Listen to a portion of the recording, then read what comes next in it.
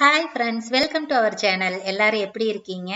So நம்ம வந்துட்டு video போன வாரம் போட்டிருந்தோம் இல்லையா? அப்பவே சொல்லியிருந்தேன் இனிமேட்டுக்கு ரெகுலரா வீடியோ வரும் அப்படின்ட்டு. ஆனா வீடியோ மட்டும் இடையில வரவே இல்லை. அப்புறம் நிறைய பேர் எனக்கு வந்து இதுல வாட்ஸ்அப்ல வந்து கேட்டிருந்தாங்க, ஏன்க்கா வீடியோ மறுபடியும் கேப் வருது போடவே இல்லை அப்படின்னு சொல்லி கேட்டிருந்தாங்களா? ஸோ என்ன அப்படின்னா, இடையில ஒரு 2 நாள் வந்துட்டு கடை லீவு. அண்ணாக்கு உடம்பு சரியில்லை, கொஞ்சம் ரொம்ப ரெஸ்ட் எடுக்காம வேலை செஞ்சுட்டே இருந்தாங்களா, டே நைட் அந்த மாதிரி. ரொம்ப டைமே இல்லை அந்த மாதிரி வேலை செஞ்சுட்டு இருந்தனால ரொம்ப டயர்ட் ஆயிடுச்சு, முடியவே இல்லை அப்படின்ட்டாங்க. அதனால வந்து கடை லீவ் விட்டுட்டோமா, அதனால இப்ப நான் வீடியோ எடுக்கிறதுக்கும் ஒன்றும் இல்லையா, அதனாலதான் இப்ப நான் போடல. நானும் சரி கடை லீவ் விட்டதுனால நான் வீடு கிளீன் பண்ற வேலை அதெல்லாம் செஞ்சுட்டு இருந்தேன். ஏன்னா எங்க வீட்டுல 2 மாசம் ஆச்சுடா வீடு கிளீன் பண்ணியே. கல்யாண வேலை வந்ததுல இருந்து அதுக்கு முன்னாடியே வந்துட்டு இந்த கும்பாபிஷேக வேலையில இருந்தே கொஞ்சம் அப்படி இப்படி இருந்துச்சு. அப்புறம் கல்யாண வேலை வந்தோடனே சுத்தமா வீடெல்லாம் கிளீன் பண்ணவே இல்லையா, அதனால அது வேலையே எனக்கு 2 நாள் ஃபுல்லா கரெக்டா இருந்துச்சு. அதனால அப்புறம் வீடியோ போடல. அப்புறம் என்ன அப்படின்னா, இன்னைக்கு வந்துட்டு இந்த விளாக்ல நம்ம என்ன பாக்குறோம் அப்படின்னா, நாளைக்கு அதாவது நம்ம ஆன்லைன் கிளாஸ் டெய்லரிங் ஆரி ஒர்க் கிளாஸ் இருக்கு இல்லைங்களா, அதை பத்தின விஷயம் தான் வந்துட்டு நான் திரும்ப அதை பத்தின ஒரு சின்ன விஷயம் தான் நான் உங்ககிட்ட வந்து சொல்ல போறேன். நாளைக்கு அதாவது நான் வந்து 10ஆம் தேதியில இருந்து ஸ்டார்ட் பண்றேன்னு சொல்லியிருந்தேன். பட் ஆனா நம்ம பண்ணல. ஏன்னா இங்க டைரக்டா கிளாஸ் வரவங்க பாத்தீங்க அப்படின்னா, அவங்க எல்லாருமே வந்து ஒரு பக்கம் கிளாஸுக்கு போறோம், இல்ல வேற எந்த ஒரு விஷயம் நம்ம புதுசா ஸ்டார்ட் பண்றோம் அப்படின்னாலும் நல்ல நாள் பார்ப்பாங்க இல்லையா. ஆக்சுவலா நானே பார்ப்பேன். ஆனா என்ன, நான் கவனிக்காம விட்டுட்டேன் டேவை. என்னன்னா இன்னைக்கு அதாவது 10ஆம் தேதி வந்து அஷ்டமி வருதா, ஸோ அஷ்டமி நவமி வர்றதுனால புதன்கிழமையில இருந்து ஸ்டார்ட் பண்ணிக்கலாம், 12ஆம் தேதின்னு நினைக்கிறேன் அப்படின்னு சொல்லியிருந்தாங்க. இங்க டைரக்டா கிளாஸ் வரவங்க அந்த பொண்ணோட அவங்க அப்பா சொல்லியிருந்தாங்க. அப்பதான் நான் கவனிச்சேன் அஷ்டமி நவமி அப்படிங்கிறதையே. அப்புறம் தான் சரி வேண்டாம் அப்படின்னு சொல்லிட்டு, சரி புதன்கிழமை என்ன ஒரு 2 நாள் தானே, அப்புறம் திங்கக்கிழமை கரண்ட்டும் இல்லை, அந்த அன்னைக்கு நம்ம வேலையும் இல்லை, கடையே லீவு தான். அண்ணா கொஞ்சம் வெளியிலயும் போயிருந்தாங்க, அதனால வேலையும் இல்லையா, பண்ணவும் முடியாது அப்படிங்கறதுனால சரி கையோட நம்ம இப்ப புதன்கிழமையில இருந்தே ஸ்டார்ட் பண்ணிக்கலாம் அப்படின்னு சொல்லிட்டு முடிவு பண்ணிட்டோம். ஸோ புதன்கிழமையில இருந்து உங்களுக்கு வந்துட்டு கிளாஸ் ஸ்டார்ட் ஆகுது. செவ்வாய்க்கிழமை வரைக்கும் உங்களுக்கு வந்து டைம் இருக்கு, பே பண்ற மாதிரி இருந்தா பண்ணிக்கலாம்.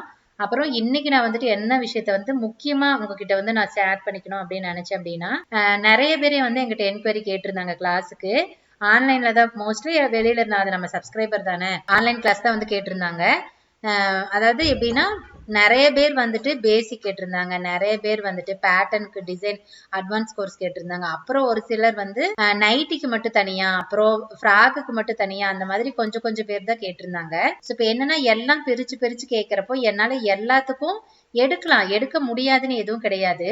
ஆனா நான் செய்யற வேலைக்கு எனக்கு நான் டைம் ஸ்பெண்ட் பண்ணி அதுல எவ்வளவு ஒர்க் இருக்கு அதெல்லாம் பண்றப்ப எனக்கும் ஒரு இன்கம் இருக்கணும் இல்லையா.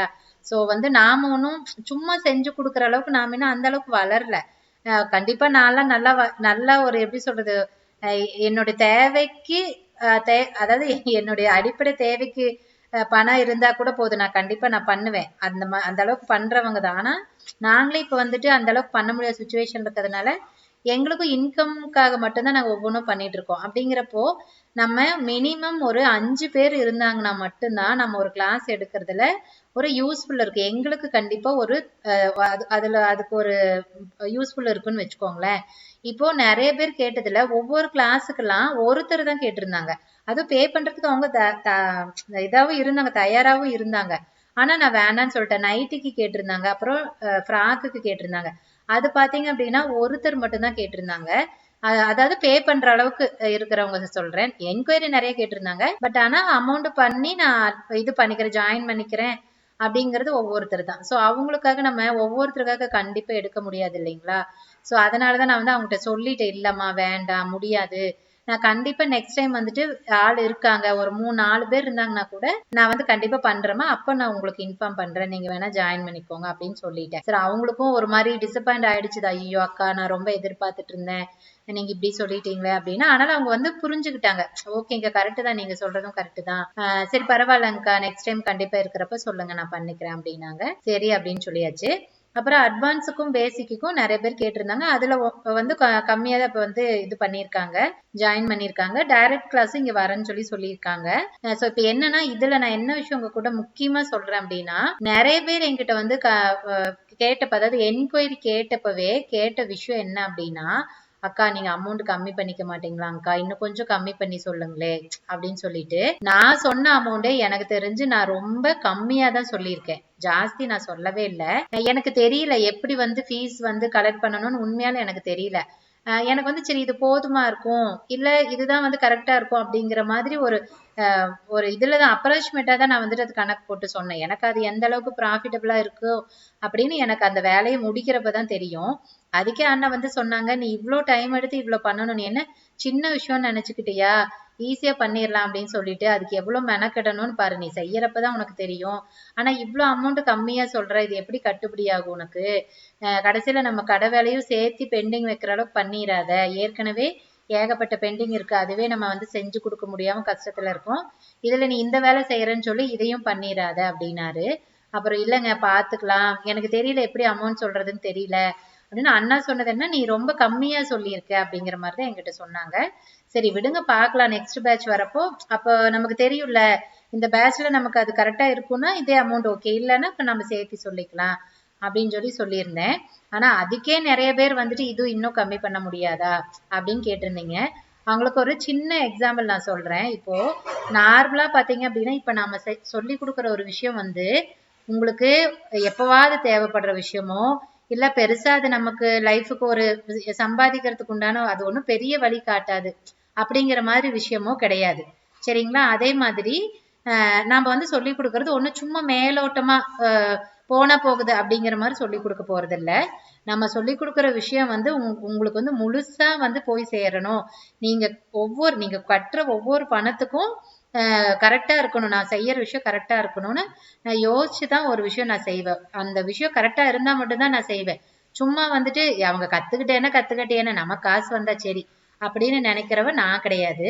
சோ அப்படி நான் பார்த்து பார்த்துதான் ஒவ்வொரு விஷயம் செய்யறேன். ஆனா டெய்லரிங் அப்படிங்கிறது கண்டிப்பா நீங்க வந்துட்டு நிறைய சம்பாதிக்க முடியும், லைஃப் லாங் வந்துட்டு நீங்க அந்த வேலையை செய்ய முடியும். சோ அந்த மாதிரியான ஒரு வேலை. சோ நம்ம என்ன வேலை சொல்லி கொடுக்குறோம், என்ன வந்து பண்றோமோ அதுக்கு உண்டான அந்த வேலைக்கு உண்டான எவ்வளவு வேல்யூபிளோ அதுக்குதான் நம்ம வந்துட்டு ஃபீஸ் கலெக்ட் பண்ணுவோம். சரிங்களா?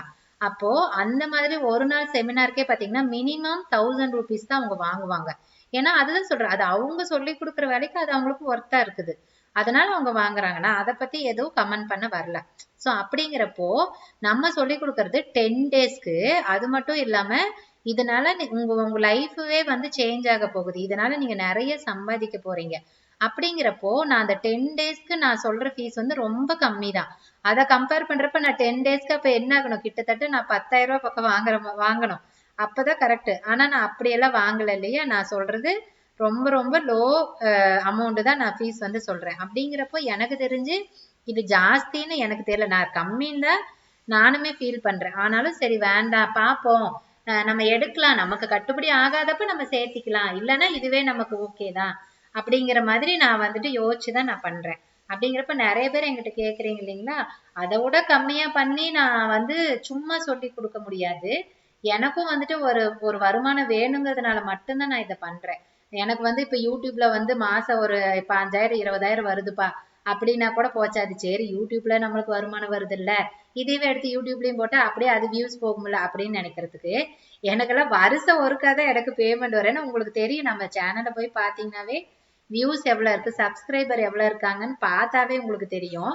சோ அதனால நான் 10 லட்சம் 20 லட்சம் சப்ஸ்கிரைபரா வச்சிருக்கேன், இல்ல ஒரு 5 லட்சம் சப்ஸ்கிரைபர் வச்சிருக்கிறேன், நான் கிட்டத்தட்ட எப்படியும் 2 லட்சம் வியூ போகும், தாராளமா மாசம் இவ்வளவு பணம் வரும்னு சொல்றதுக்கு அதெல்லாம் கிடையாது. அதுக்கெல்லாம் நிறைய விஷயம் நம்ம பண்ணணும், அது பண்ணுனாதான் நம்ம அந்த அளவுக்கு பண்ண முடியும். ஒவ்வொருத்தரும் அவ்வளவு கஷ்டப்பட்டு போய் தான் இன்னைக்கு இந்த அளவுக்கு வந்துட்டு வந்து வருமானம் பண்றாங்க. அப்படிங்கிறப்போ நமக்கு அதுலயும் ஒண்ணும் கிடையாது. அப்படிங்கிறப்போ நம்ம எந்த எந்த வேலை செஞ்சா நமக்கு வருமானம் வருமோ அந்த வேலையை தான் நம்ம செய்ய முடியும். யாரா இருந்தாலும் அப்படிதான், யாருமே வந்து இங்க சும்மா இலவசமா ஒண்ணும் பெருசா பண்ண மாட்டாங்க. அப்படி ஒரு வேலை இலவசம்னு இருந்தாலும் அது வந்து ஃபுல் அண்ட் ஃபுல் உங்களுக்கு வந்துட்டு முழுமையா கண்டிப்பா இருக்காது, அது நான் கேரண்டியா சொல்லுவேன். ஏன்னா நீங்க பே பண்ணி ஒரு விஷயம் கத்துக்கிறீங்க அப்படின்னா அதுல உங்களுக்கு 100% வந்து உங்களுக்கு கிடைக்கும். அதே நீங்க ஃப்ரீயா ஒரு விஷயம் கத்துக்கிறீங்க அப்படின்னா அது கண்டிப்பா 100% உங்களுக்கு கிடைக்கவே கிடைக்காது. சோ அந்த மாதிரி தான். அப்படிங்கிறப்போ நீங்க தயவு செய்து இது இன்னும் கம்மி பண்ண முடியாதாங்கா அப்படின்னு கேட்காதீங்க. அதே மாதிரி இன்னும் நிறைய பேர் கேட்டாங்க, நான் இப்ப வந்து பாதி அமௌண்ட் பே பண்ணிடுறேன், மீதி வந்து நான் அப்புறமா பே பண்றேன் அப்படின்னு கேட்டாங்க. இதுக்கும் நான் வந்து சொல்லியிருந்தேன், இல்ல இல்ல அட்வான்ஸ் பேமெண்ட் தாங்க, எனக்கு நான் அந்த மாதிரி வாங்கல அப்படின்னு சொல்லிட்டு.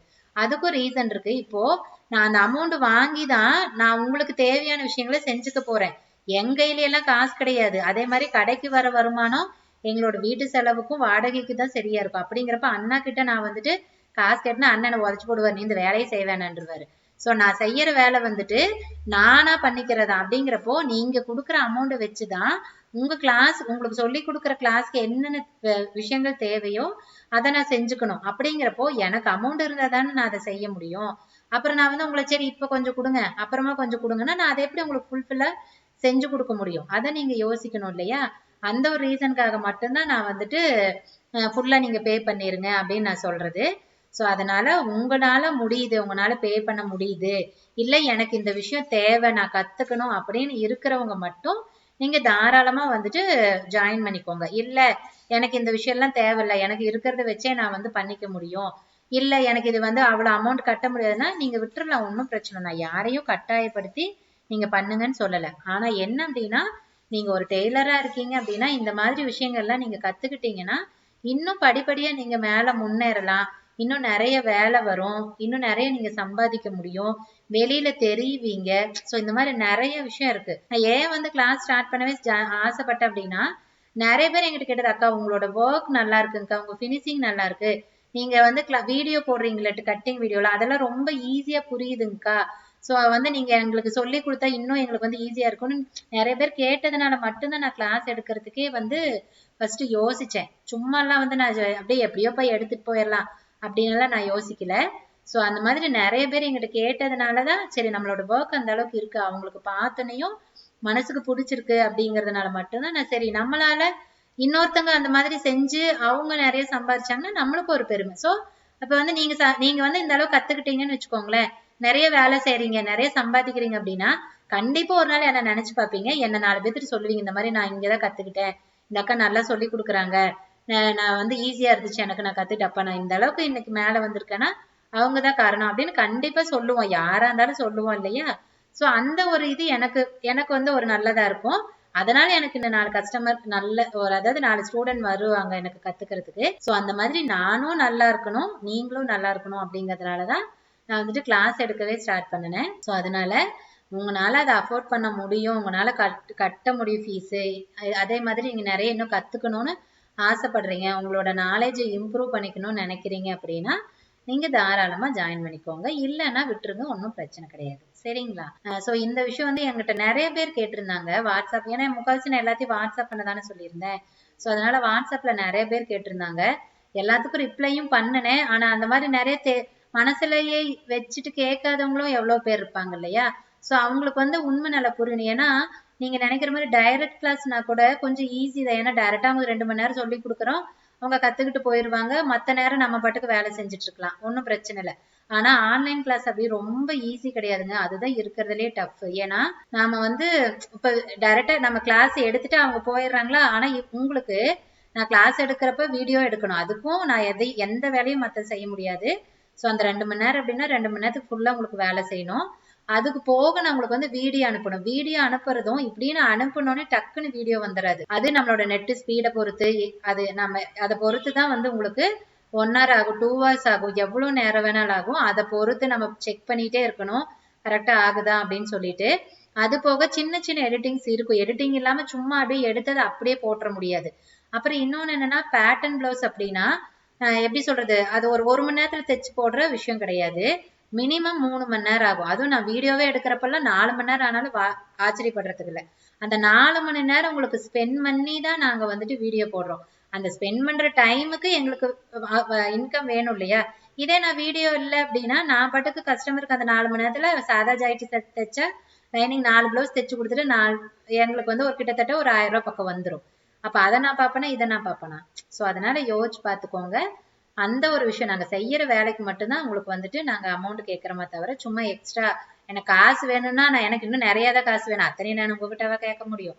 அது ஒன்றும் கிடையாது. ஸோ அதனால உங்களால முடிஞ்சா நீங்க அஃபோர்ட் பண்ணி கிளாஸ் வந்து ஜாயின் பண்ணிக்கோங்க. சரி ஓகேங்க, அவ்வளவுதான் இன்னைக்கு வீடியோக்கு. ஸோ நாளையில இருந்து முடிஞ்ச அளவுக்கு நான் வந்து மிஸ் பண்ணாம வீடியோ போட ட்ரை பண்றேன். சரி ஓகே ஃப்ரெண்ட்ஸ், இந்த வீடியோக்கு அவ்வளவுதான், நம்ம இன்னொரு வீடியோல பார்க்கலாங்களா? பாய்.